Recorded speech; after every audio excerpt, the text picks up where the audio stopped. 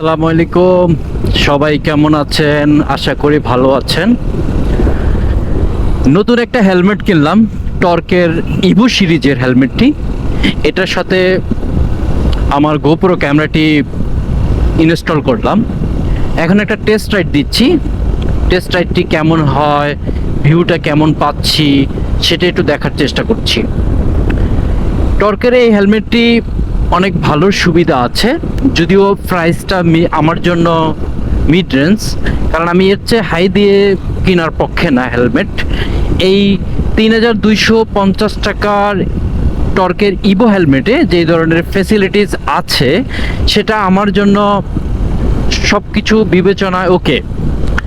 R dot এবং বাংলাদেশের BSTI অনুমোদিত একটা হেলমেট আপনাকে যে ধরনের প্রোটেকশন দিবে সেই সুযোগ সুবিধাগুলো মোটামুটি এটার ভিতরে অ্যাভেলেবেল আছে। তো এই টর্কের ইভো সিরিজের হেলমেটটি বর্তমান বাজার মূল্য ৩,২৫০ টাকা।